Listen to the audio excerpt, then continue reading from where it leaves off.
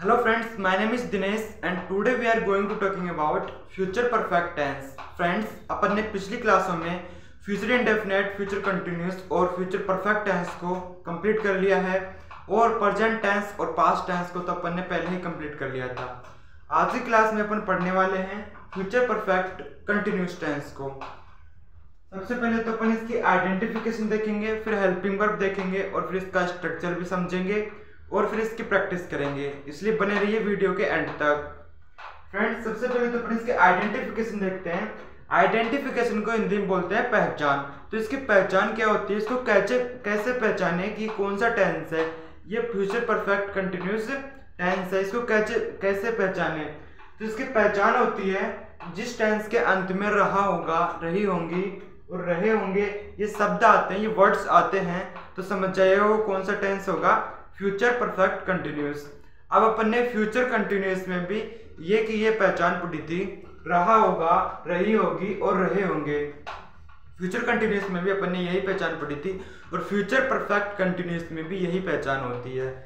Friends, perfect continuous कोई सा भी टेंस हो, मैंने आपको पहले बताया था कि कंटिन्यूस कौन सा भी टेंस हो, चाहे प्रेजेंट कंटिन्यूस, चाहे पास्ट कंटिन्यूस, चाहे फ्यूचर कंटिन्यूस, हमेशा वर्ब की first form plus ING is equal to verb की फोर्थ फॉर्म लगेगी। इसमें कौन सी फॉर्म लगेगी, वर्ब की फोर्थ फॉर्म, वर्ब की first form plus ING is equal to verb की फोर्थ फॉर्म। जब अपन वर्ब की फर्स्ट फॉर्म में आईएनजी और जोड़ देते हैं तो कौन सी फॉर्म बन जाती है, वर्ब की फोर्थ फॉर्म बन जाती है।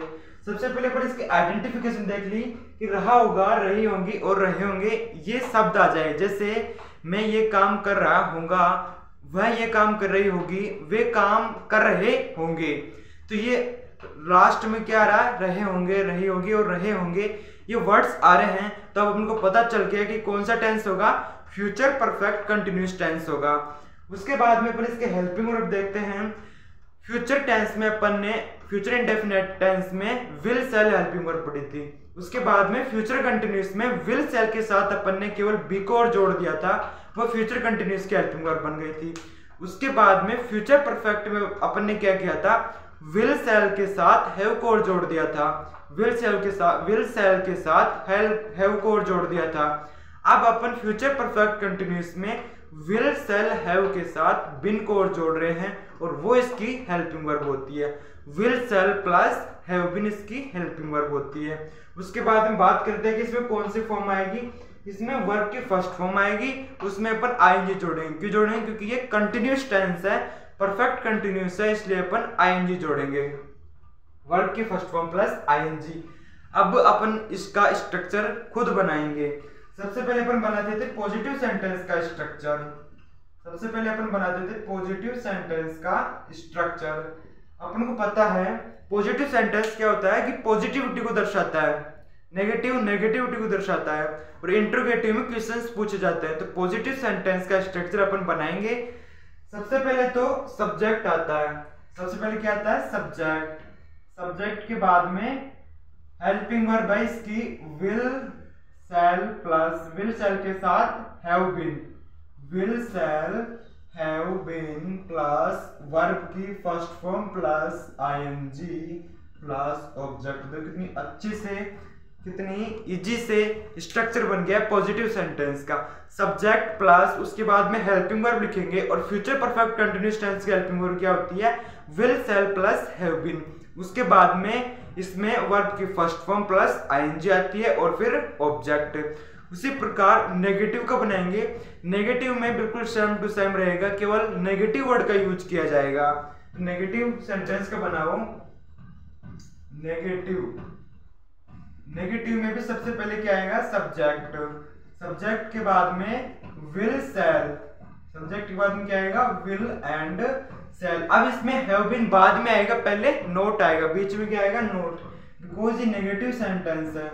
Will shall plus not plus have been plus verb की first form plus ING is equal to verb की fourth form plus object. Negative sentence का भी बना लिया। अब बारी आती है इंट्रोगेटिव सेंटेंस की। इंट्रोगेटिव सेंटेंस में क्या आता है, क्या होता है कि हेल्पिंग वर्ब तो पहले आ जाती है और सब्जेक्ट बाद में, तो इसके हेल्पिंग वर्ब क्या है, will shall plus have been, तो ये पहले आ जाएगी और सब्जेक्ट बाद में। अब अपन बनाते हैं इंट्रोगेटिव सेंटेंस का स्ट्रक्चर। इंट्रोगेटिव सेंटेंस का स्ट्रक्चर,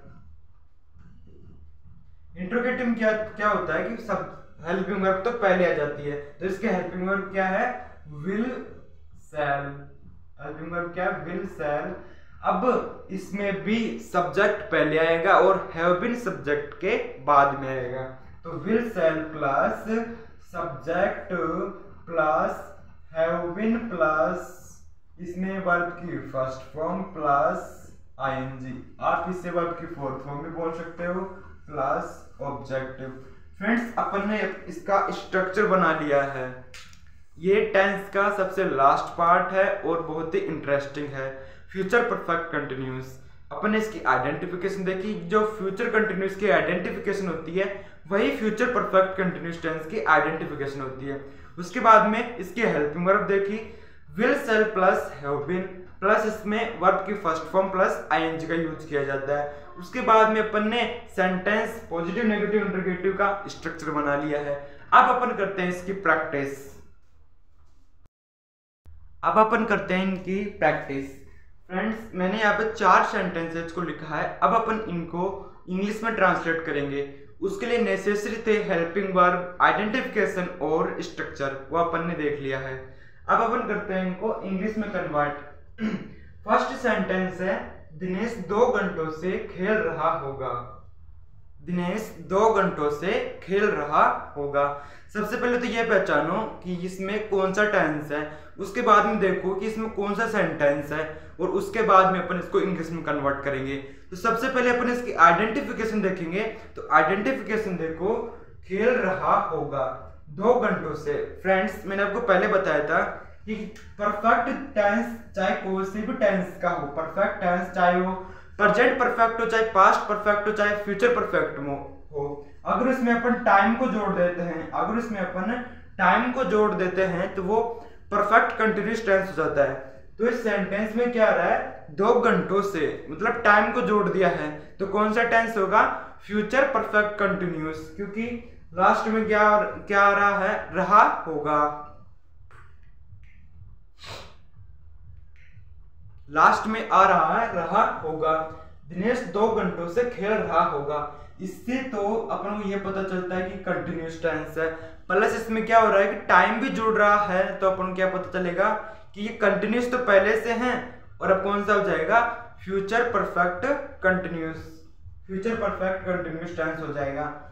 अब अपन को ये पता लगाना है कि कौन सा सेंटेंस है, तो इसमें नेगेटिव वर्ड का यूज नहीं किया हुआ है, मतलब ये नेगेटिव सेंटेंस नहीं है और इसमें कोई क्वेश्चन नहीं पूछा गया है, इसलिए ये इंट्रोगेटिव सेंटेंस भी नहीं है, ना ऑप्टेटिव है ना एक्सक्लेमेटरी सेंटेंस है। तो बचा कौन सा, पॉजिटिव सेंटेंस, अफर्मेटिव सेंटेंस है, और उसका स्ट्रक्चर अभी अपन ने देखा था।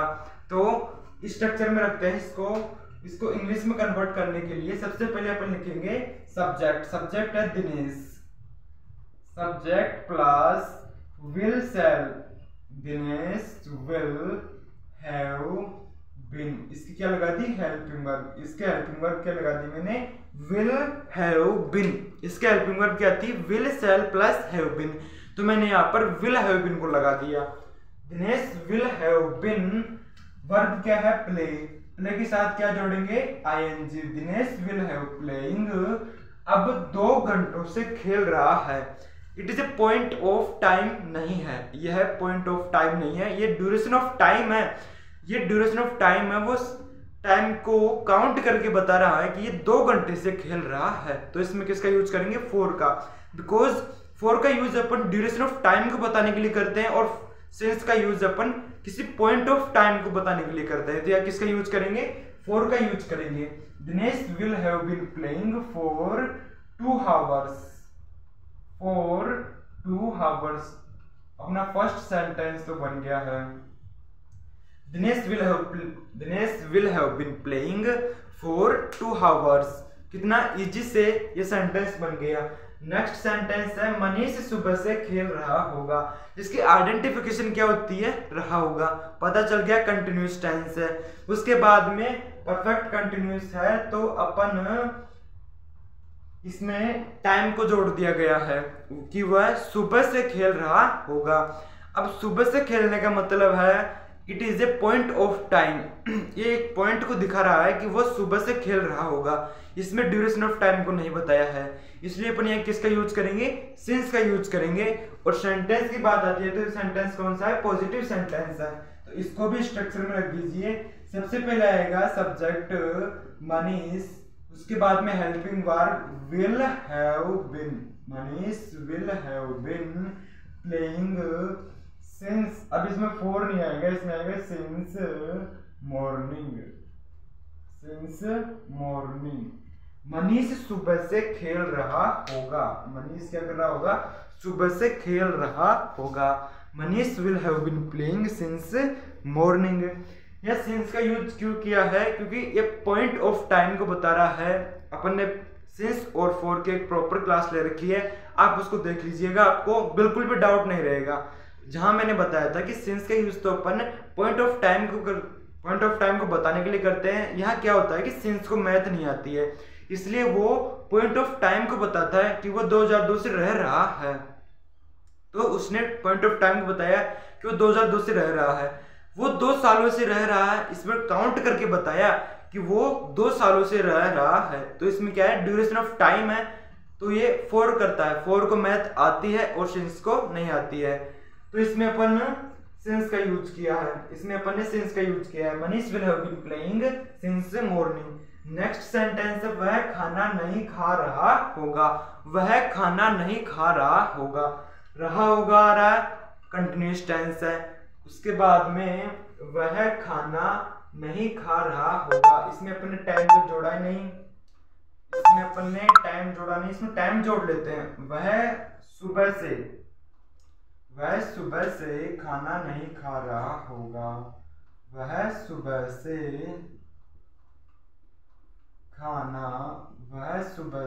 खाना नहीं खा रहा होगा। वह सुबह से खाना नहीं खा रहा होगा। अब बन गया ये, वह सुबह से खाना नहीं खा रहा होगा। इसमें नेगेटिव वर्ड का यूज किया गया है, तो ये नेगेटिव सेंटेंस हो गया। नेगेटिव सेंटेंस का स्ट्रक्चर अपन ने पढ़ा था, उसमें नेगेटिव वर्ड को यूज कर देंगे, लेकिन कब? Will shall plus not plus have been. Will shall और हैव बीन के बीच में अपन नोट का यूज करेंगे। तो अपन बनाते हैं इसको इंग्लिश में। वह सुबह से, सब्जेक्ट है ही, वह सुबह से ही will have been, he will not have been eating food. He will not have been eating food since morning. He will not have been eating food since morning. He will not have been eating food since morning. वह सुबह से खाना नहीं खा रहा होगा। He will not have been eating food since morning। मैंने आपको अभी बताया था कि will shall plus not plus have been। will shall और have been के बीच में अपन नोट का यूज करेंगे, तो वैसा का वैसा अपन ने यूज कर लिया है और सेंटेंस बन गया। नेक्स्ट सेंटेंस है क्या वह 2002 से यहाँ रह रहा होगा। अब इसमें क्या किया जा रहा है? क्वेश्चन पूछा जा रहा है, साथ में इंट्रोगेटिव मार्क भी है, तो ये कौन सा सेंटेंस होगा? Interrogative sentence. और इंट्रोगेटिव सेंटेंस में क्या होता है कि हेल्पिंग वर्ब पहले आ जाती है और सब्जेक्ट बाद में। तो इसके हेल्पिंग वर्ब क्या पढ़ी थी? विल या सेल। अपन यहाँ करेंगे विल का यूज। विल सेल, उसके बाद में सब्जेक्ट आएगा। Will he have been living here. Will he have been living here 2002 से। It is a point of time. यह पॉइंट ऑफ टाइम को बता रहा है, इसलिए अपन यहाँ सिंस का यूज करेंगे, फॉर का यूज नहीं करेंगे। Will he have been living here for 2002। क्या वह 2002 से यहाँ रह रहा होगा? कौन सा टेंस है ये? फ्यूचर परफेक्ट टेंस है। और फ्यूचर परफेक्ट टेंस में अपन ने आइडेंटिफिकेशन को देखा, इसके हेल्पिंग वर्ब देखी, और ये भी जाना कि इसमें वर्ब की first form plus ING is equal to verb की फोर्थ फॉर्म का यूज किया जाता है। उसके बाद में अपन ने यहाँ सेंटेंसेस की प्रैक्टिस की। आई होप आपको अच्छे से समझ में आया होगा। तो जल्दी से वीडियो को लाइक कर दीजिए और शेयर कर दीजिए और चैनल को सब्सक्राइब कर दीजिए। फ्रेंड्स, आज अपना टेंस टॉपिक है वो कंप्लीट होता है। आज अपना टेंस टॉपिक कंप्लीट। अब अपन अगली क्लासों में किसी नए और टॉपिक को स्टार्ट करेंगे। टेंस तो अपन ने अच्छे से कंप्लीट कर लिया है। सबसे पहले तो 2 या 3 दिन इसकी प्रैक्टिस करेंगे। मैं आपके लिए सेंटेंस लेके आऊंगा और अपन उनको इंग्लिश में ट्रांसलेट करेंगे, फिर उसकी प्रैक्टिस करेंगे। उसके बाद में किसी नए और टॉपिक को स्टार्ट करेंगे। टेंस में अपन ने on the basis of time and on the basis of work के आधार पर, on the basis of time and work के आधार पर अपन ने टेंस को डिवाइड किया था। प्रेजेंट टेंस जो वर्तमान में चल रहा है, पास्ट टेंस जो बीत गया और फ्यूचर टेंस जो आएगा। उसके बाद में अपन ने इनके 4 पार्ट्स किए थे, इंडेफिनेट, कंटिन्यूअस, परफेक्ट और परफेक्ट कंटिन्यूअस। और उसके बाद में प्रेजेंट टेंस को पढ़ लिया, पास्ट को भी पढ़ लिया और आज की क्लास में अपन ने फ्यूचर टेंस को भी अच्छे से कंप्लीट कर लिया है। फ्रेंड्स, कल की क्लास में अपन इसके प्रैक्टिस करेंगे। तो आज के लिए इतना ही, मिलते हैं अगली वीडियो में। तब तक के लिए bye bye, take care and love you all.